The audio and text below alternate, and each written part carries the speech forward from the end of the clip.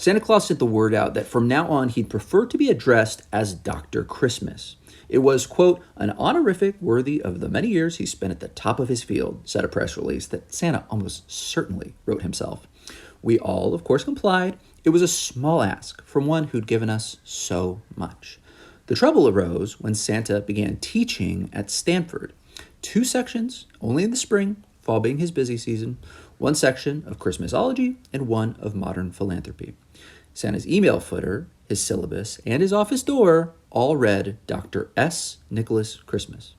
We let him do it. The students loved him, though their grades and their gifts depended on them loving him, so you never really knew. But they authentically seemed to love his warmth and his stories, and yes, his celebrity. His presence was good for the college, too. You see that cottage on the hill up there, I'd say when entertaining high-level donors? That's where jolly old St. Nick lives, 4 months out of the year. But when Santa requested a salary increase at the 4-year mark, Santa submitted within his materials claims of an actual PhD in the Delight on Young Faces from the North Pole Elf Academy. Now, problem was, this academy existed only as a single-page website, one created just 1 month before Santa's salary review. Well, in the review itself, the committee gently called out this error in the name of academic honesty. Mind you, we were about to award Santa everything he'd asked for in light of his sterling performance as professor emeritus.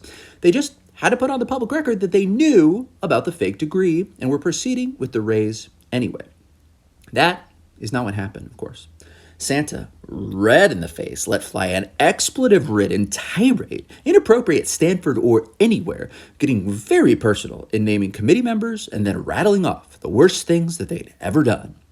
Omniscient men know something about hypocrisy. To that, we're sympathetic.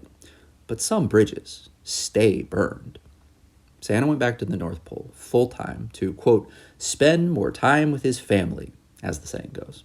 For me, as provost, there was some relief in his departure. High-profile professors draw good attention, but also bad. And Santa, like all of us, is imperfect. Even before the PhD unpleasantness, there was his putting down of the Elf Union in the 60s. Probably untrue were whispers of his offering students bumps of cocaine at Let It Snow parties at his on-campus condo. But what if? Better to maintain order.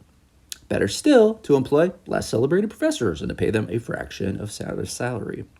What I could never figure out, though, is why he would ever opt for doctor over saint. Does he know how many PhDs are out there and how dumb some of them are?